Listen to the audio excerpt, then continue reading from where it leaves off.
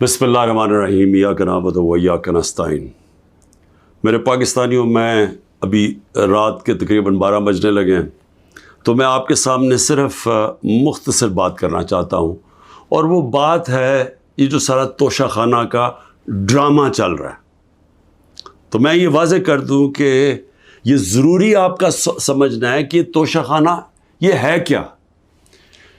یہ توشہ خانہ 70 سال سے ایک ہی قانون بنا ہوا ہے توشہ خانہ کا، جو جس کو بھی تحفے ملتے ہیں 70 سال سے، چاہے prime minister, president, minister, army chief, وہ ساروں کا ایک ہی قانون ہے۔ اسی قانون کے مطابق جو بھی توشہ خانہ سے میں نے چیزیں لی، اس قانون کے مطابق چلا۔ اب یہ کیس جو توشہ خانہ کا چلنا شروع ہوا، یہ آپ کو سمجھنا چاہیے کہ اس کیس کے اوپر، یہ توشہ خانہ کیس کے اوپر میرے گھر کے اوپر حملہ ہوا۔ 4 دن پہلے پولیس پہنچ گئی کہ جی آپ نے وہ توشہ خانہ کا ایک میجسٹریٹ کے سامنے کیس سننے جانا ہے۔ 4 دن پہلے پولیس پہنچ گئی، اور یہاں پورا میرے گھر کے اوپر 26 گھنٹے اٹیک ہوا۔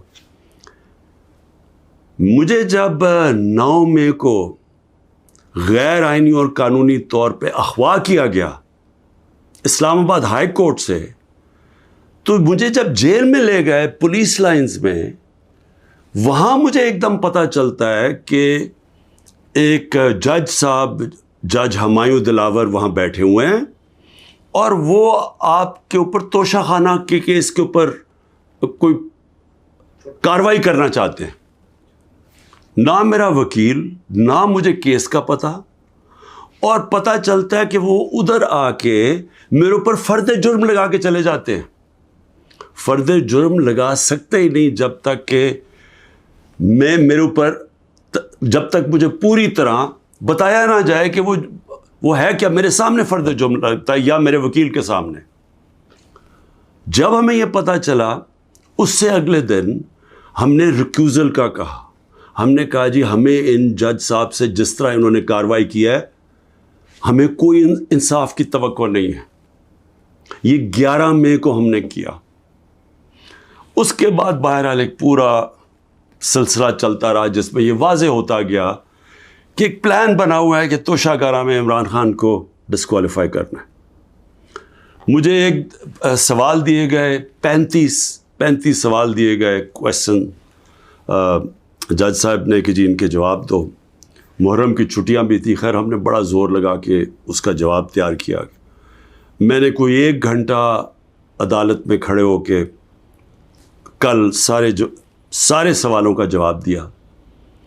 انہوں نے 2 کوئی گواہ رکھے ہوئے تھے، سرکاری گواہ۔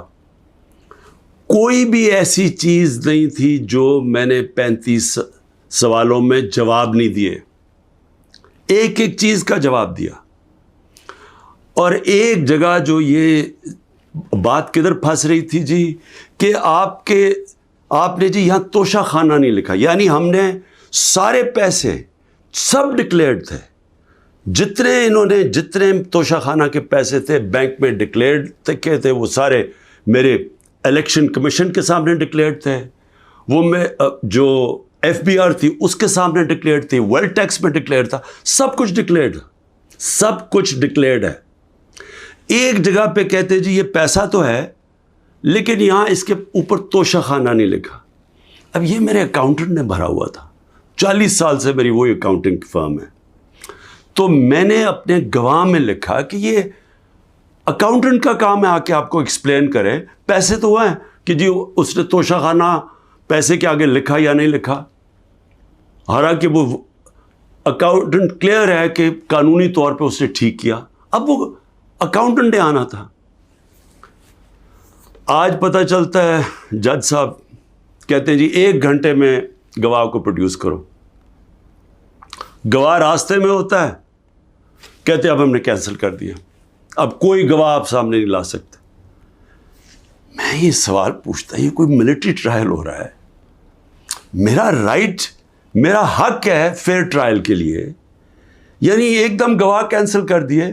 میں نے کوئی 5-6 گواہ لے کے آنے تھے تاکہ وہ ایکسپلین کرے، جو 35 کویسچنز انہوں نے بھیجے ان کے جواب میں مجھے موقع تو ملے کہ اگر کوئی پوچھے، میرے وکیل ان کو سمجھانے کے لیے، گواہ تو اس لیے ہوتے ہیں، گواہی سارے کینسل کر دیے، اور آج اب ایسے لگ رہا ہے کہ کل فرد جرم قائم کر دیں گے. یعنی مجھے سمجھ نہیں آ رہی کہ یہ جلدی اتنی کیا ہے. کیا کل 2 دن، آج گواہ آ جائے، کل گواہ آ جائے، اس کے بعد پھر آپ نے جج صاحب فیصلہ کرنا ہے وہ آپ نے کرنا ہے. لیکن مجھے تو موقع ملے کہ ہر دنیا میں ایک موقع ملتا ہے انسان کو فیئر ٹرائل کا، وہ مجھے موقع دینا چاہیے. اور ابھی سپریم کورٹ میں یہ بھی کہہ دوں کہ ہم نے ریکیوزل کا بھی ان جج صاحب کا کہا ہوا ہے کہ ہمیں ان کے اوپر اعتماد نہیں ہے. وہ پڑا ہوا ہے اسلام آباد ہائی کورٹ میں. وہ اسلام آباد ہائی کورٹ بدقسمتی سے فیصلہ نہیں کر رہے چیف جسٹس صاحب. میں یہ بھی کہہ دوں کہ صرف اتنی زیادہ، پتہ نہیں میں کتنے کیسز میں ہوں، صرف 2 ججز کے اوپر میں نے ریکوزل کا کہا ہوا ہے.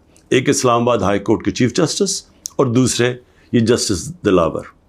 یہ میرا رائٹ ہے کہ اگر میں سمجھ رہا ہوں مجھے انصاف نہیں مل رہا تو میرا یہ حق ہے کہ میں ان کو ریکیوز کرواؤں، ان کو کہوں کہ کسی اور کو بھیج دے. اب وہاں بھی فیصلہ نہیں ہو رہا اسلام آباد ہائی کورٹ میں. ہم سپریم کورٹ میں گئے ہیں، سپریم کورٹ کہہ رہے ہیں کہ اسلام آباد ہائی کورٹ فیصلہ کرو، اور سپریم کورٹ نے کہا کہ تب تک انہوں نے جسٹس دلاور نے فیصلہ نہیں کرنا جب تک کہ یہ اس کے اوپر فیصلہ نہیں ہوتا ٹرانسفر پہ.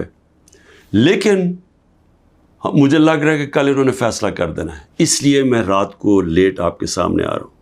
میں آخر میں ایک اور بات کہتا چلوں کہ فیس بک پہ 2014 میں جسٹس دلاور نے اپنی فیس بک پہ میرے اوپر ایسے ریمارکس دیے ہوئے ہیں جس سے لگتا ہے کہ وہ مجھے انصاف نہیں دے سکتے. یعنی ان کی ایک پرسنل ڈسلائک اس میں سامنے آ رہی ہے.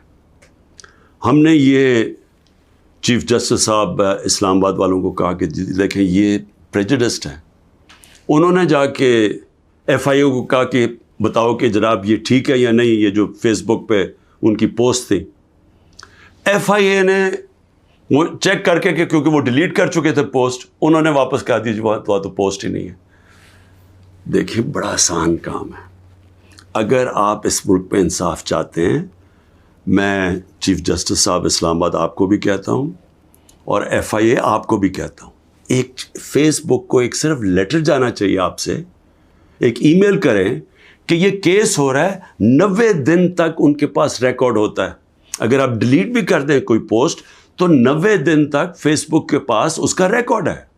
صرف ایک ای میل کی ضرورت ہے، پتہ چلوا لیں کہ کیا انہوں نے جو واقعی انہوں نے پوسٹ کی تھی یا انہوں نے نہیں کی تھی.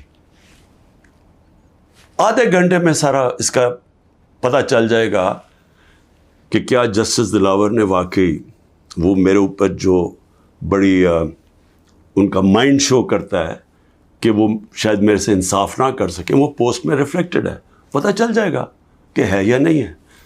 تو ہم صرف میں یہاں بیٹھا ہوا ہوں، 200 کیسز ہونے لگے ہیں، ایک ایک فیس کرنے کے لیے تیار ہوں، فیس کر رہا ہوں.